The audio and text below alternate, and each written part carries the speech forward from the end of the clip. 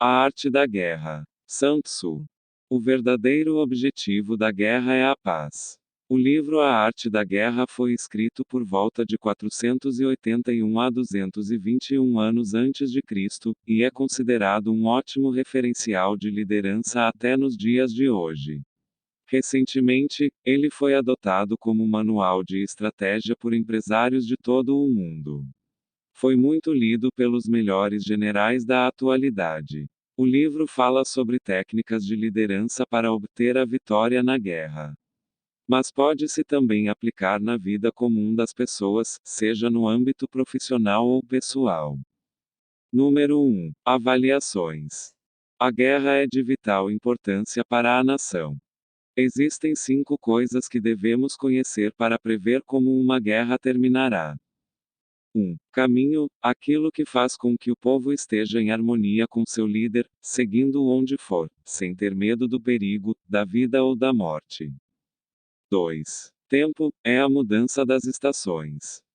3. Terreno, são as distâncias, a facilidade do movimento, os espaços e as chances de sobreviver. 4. Liderança, sabedoria, sinceridade, humanismo, coragem e disciplina. 5. Regras, organização, hierarquia e provisão. Quem conhece essas regras vence a batalha, quem não sabe perde. O líder sábio cria situações favoráveis numa batalha. Para vencer a guerra deve-se basear no engano. Finja ser fraco quando puder atacar e ser forte quando não puder. Ataque o adversário quando ele estiver desorganizado, evite atacá-lo quando ele estiver preparado. Confunda-o e desconcentre-o fazendo com que ele se irrite. Estimule a arrogância dele simulando fraqueza. Calculando bem aumentamos a probabilidade de vencer. Pois quem avalia as situações, os riscos e recursos verá o resultado surgir com clareza. Número 2. O combate. O general que compreende a guerra é o ministro do povo e o protetor da nação. Mesmo que estejamos ganhando uma batalha, não podemos demorar muito para terminá-la, ou nossas tropas irão se desanimar e perder a motivação. Se as tropas estão cansadas, suas armas gastas, seus mantimentos acabando e a vontade se foi. O cenário poderá mudar, as coisas ruins aparecer e as más influências dos inimigos se manifestarão. Guerra longa nunca é benéfica para ninguém. Todos envolvidos sofrem e gastam muito mais recursos. Um bom general é aquele que se mantém à custa do inimigo. Em uma guerra, o mais importante é alcançar a vitória e não ficar persistindo no caminho até ela. Número 3. Estratégia de ataque. A habilidade suprema não consiste em ganhar sem batalhas, mas sim em vencer o inimigo sem combater. Como regra geral, é melhor conservar um inimigo do que destruí-lo. Pois a vida e os recursos têm muito mais valor do que a morte e a destruição. É fundamental primeiro destruir os planos do inimigo, depois as suas alianças, e se necessário por fim ataque suas tropas. Quem ataca com pressa ou fúria, sem se preparar direito, vai perder muitos soldados sem necessidade. O verdadeiro líder domina um exército sem lutar, conquista uma cidade sem cercá-la, e derruba um governo sem demora. 3 formas de um governante levar o exército ao desastre. 1. Ordenando-o avançar no momento de se retirar, ou se retirar no momento de avançar. 2. Interferindo em assuntos militares que é especialidade de outro, atrapalhando o especialista do assunto desenrolar aquela situação. 3. Se intrometendo na cadeia de comando, ignorando seus problemas e instaurando a incerteza entre os oficiais. Conheça não apenas a si mesmo, mas também ao inimigo, então, em todas as batalhas, você nunca correrá perigo. Número 4. Preparação. A invencibilidade está na defesa, a vulnerabilidade, no ataque. Ser invencível significa conhecer a si mesmo, ser vulnerável significa conhecer ao outro. No momento desfavorável defenda-se, já no momento de abundância ataque o inimigo. O que é conhecido por todos não pode ser considerado sabedoria. Um exército vitorioso primeiro ganha e depois luta, já um perdedor luta primeiro e tenta alcançar a vitória depois. As regras da lei da guerra são 5: mensuração das coisas, avaliação, cálculo, comparação e vitória. Mas tudo é uma questão de estar preparado por meio de planejamentos estratégicos. Número 5. Propensão. Governar sobre muitos é o mesmo que sobre poucos, é uma questão de organização. Tornar um exército capaz de lutar contra o inimigo com a certeza de que não perderá aquela batalha, é apenas uma questão de método. Existem os métodos tradicionais e os não tradicionais. É necessário dominar habilidades de ataques inesperados pelos outros. São infinitos como o céu e inesgotáveis como os rios. Ordem ou desordem, depende de como se organiza. Covardia ou coragem, depende da vontade. Força ou fraqueza, depende da preparação. Aqueles que dominam a lei da guerra, fazem com que o inimigo se mova segundo a sua vontade, criando situações desvantajosas para ele. Conseguem atraí-lo com ilusões de vitória e o emboscam numa armadilha fatal. Número 6. O cheio e o vazio. O bom guerreiro atrai o inimigo para si e nunca inicia o combate. O bom guerreiro atrai o inimigo para si e nunca inicia o combate. Os que se adiantam e chegam primeiro ao campo de batalha, esperando o adversário, ganham vantagem. Os que chegam por último, iniciam a batalha já esgotados. Procure atacar onde não há defesa. Defenda-se onde não parece que será atacado pelo inimigo. Seja extremamente sutil e misterioso, não deixe com que vejam ou escutem seus passos, controle o destino do inimigo sem ser percebido. Induza o inimigo a revelar suas estratégias sem que ele descubra as suas. Você estará concentrado e ele dividido. Uma vitória pode ser construída. Mesmo que seu exército seja numeroso, se não tiver o conhecimento sobre onde e quando será a batalha, não saberá se vencerá. A perfeição de um exército se dá quando seus inimigos não sabem da existência dele e não o compreendem. Os espiões não o entenderão e ninguém conseguirá fazer estratégias e planos contra ele. Uma vitória não se repete, ela sempre se adapta e varia. Da mesma forma que a água se adapta por onde passa, quem alcança a vitória se adaptando às circunstâncias é genial. Número 7. Manobras. A guerra se baseia no engano, se faz pelo ganho e se adapta pela divisão e combinação. As manobras consistem em ter o domínio das distâncias e transformar os problemas em vantagens. Enganando o inimigo com vantagens ilusórias, podemos chegar antes ou depois dele. Esse é o domínio da estratégia da distância.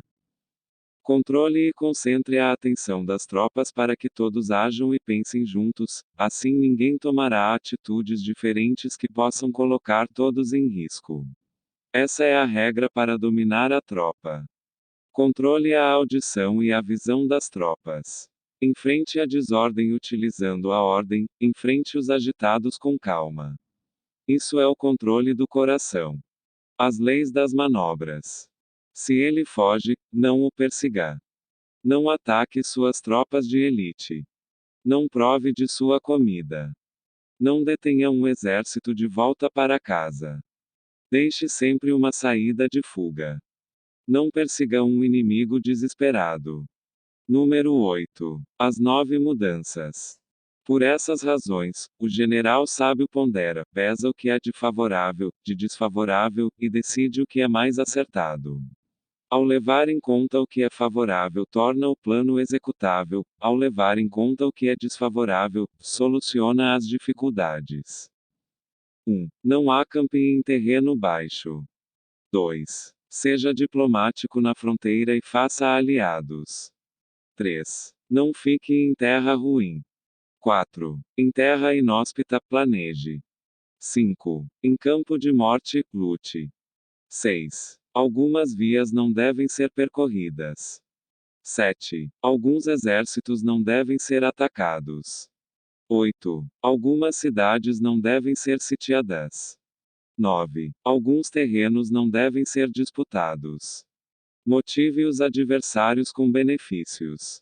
Mantenha-os sempre ocupados. Não suponha que o inimigo não virá, esteja sempre pronto para recebê-lo. Seja invencível. 5 características que são ruins em um general. 1. Se for imprudente, morre logo. 2. Se for covarde, é capturado. 3. Se for exaltado, será humilhado. 4. Se for moralista, será difamado.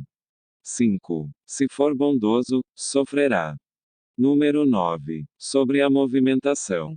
Quando há inquietação entre os soldados, o general já perdeu sua autoridade.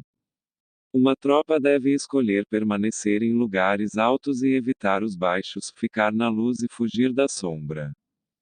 Quando houver tempestades, espere até acalmar para prosseguir. Mensageiros com palavras doces, é porque estão se preparando para atacar. Mensageiros agressivos quer dizer que estão se preparando para fugir. Mensageiros com justificativas razoáveis provavelmente querem negociar. Se um inimigo pede paz sem uma proposta, está preparando para atraí-lo. Se houver inquietação entre os soldados, mostra que o general perdeu sua autoridade. Quando há reclamações e falta de disciplina, é porque o general perdeu até a lealdade dos soldados. Um líder deve evitar ser agressivo. Quando as tropas são castigadas antes de serem conquistadas, elas jamais obedecerão ao líder. Mas se nunca forem castigadas corretamente, serão insubmissas. Quando as ordens dadas forem confusas, as tropas serão desobedientes. Mas se as ordens forem claras, confiáveis e justas, elas serão cumpridas, e o líder e suas tropas andarão em comum acordo. Número 10. O terreno. O bom general cuida dos seus como crianças, e estes o seguem até o mais profundo dos vales. Trata os soldados como filhos, e estes morrerão ao seu lado. Os terrenos podem ser classificados em 6 formas. Acessível, terreno fácil em se deslocar. Tortuoso, terreno fácil de sair, mas difícil de entrar. Indeciso, terreno desvantajoso para ambos. Apertado, terreno estreito. Acidentado, terreno ruim. Distante, terreno largo. Para vencer é necessário que estude o inimigo, meça as distâncias presentes nos terrenos, e avalie as dificuldades e perigos. Um bom líder avança sem desejar a glória, se retira sem ter medo de ser castigado. Pois o seu maior desejo é proteger e cuidar. Ele sendo assim sempre terá muito valor. Número 11. Os 9 territórios.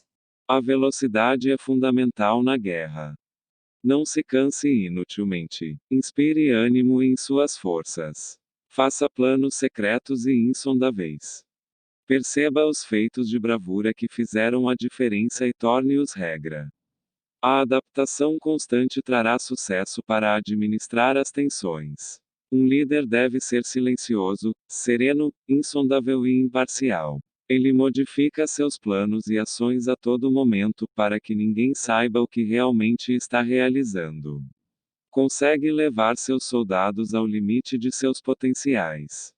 Um líder deve sempre estar examinando tudo, deve testar suas forças para saber com o que pode contar.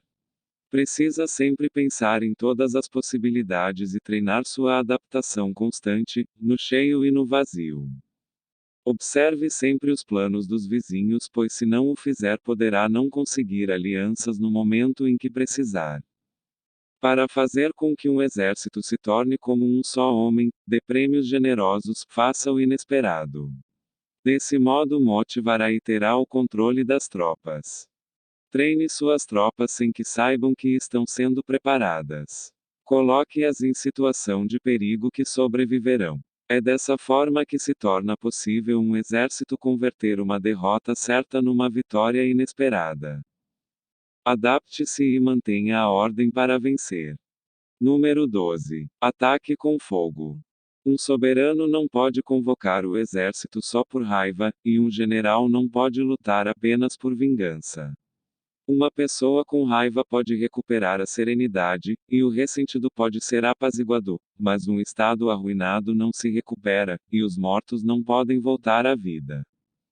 Apenas vencer as batalhas sem ter aproveitado a experiência e aprendizado, é o mesmo que perder tempo. Um líder deve sempre agir apenas dentro dos interesses do Estado. Mas se não puder vencer, nem lute. Por isso o governo sábio é prudente, e o bom general é ponderado. Assim o exército será mantido preparado, e firme e o Estado permanecerá seguro. Por isso se diz: bons governantes deliberam planos, e bons generais os executam. Número 13. O uso de espiões. Somente um soberano sábio e um general habilidoso são capazes de utilizar pessoas inteligentes como espiões e empregá-los, garantindo a realização de grandes feitos. Perseguir uma vitória durante anos numa batalha decisiva, desejando apenas riquezas, posições e status, é ignorância e imprudência. Ninguém sabe onde, quando e como os espiões estão exercendo suas tarefas, por isso são considerados uma das armas mais preciosas. Quem não justo, sensível, sábio ou esperto, não poderá usar espiões. Precisa ser delicado e sutil para conseguir informações deles. Na guerra, as operações secretas são o que mais influenciam as movimentações das tropas. Insights. Mesmo passando muitos séculos, as ferramentas para influenciar e liderar pessoas são muito parecidas. Aquele que trata seus liderados como filhos, alcançam o respeito, a lealdade e a admiração. Interessante como é fácil comparar um cenário de guerra com um cenário empresarial. Sempre poder contar com aliados faz a diferença. Quando estamos preparados para as tempestades da vida, conseguimos enfrentá-las com mais coragem e menos sofrimento. Testar as habilidades a ponto de descobrir os potenciais é de extrema importância para conhecer melhor sua equipe. Nos dias de hoje passamos por diversos tipos de terrenos e nem notamos a diferença, mas depois sentimos as consequências. Neste livro, você aprendeu que até nos dias de hoje ainda vivemos várias guerras no dia a dia. Seja no trabalho, na família, nos estudos ou até mesmo dentro de nós. Mas existem ferramentas que nos ajudam a vencer uma batalha de cada vez. Que se conseguirmos passar pelas tempestades e terrenos diversos, conquistar aliados e territórios. Sendo o general de nossas vidas com respeito, lealdade e flexibilidade. Conseguiremos alcançar a vitória dessas guerras com sabedoria, planejamento e controle. Devemos ser o líder que gostaríamos que nos liderasse.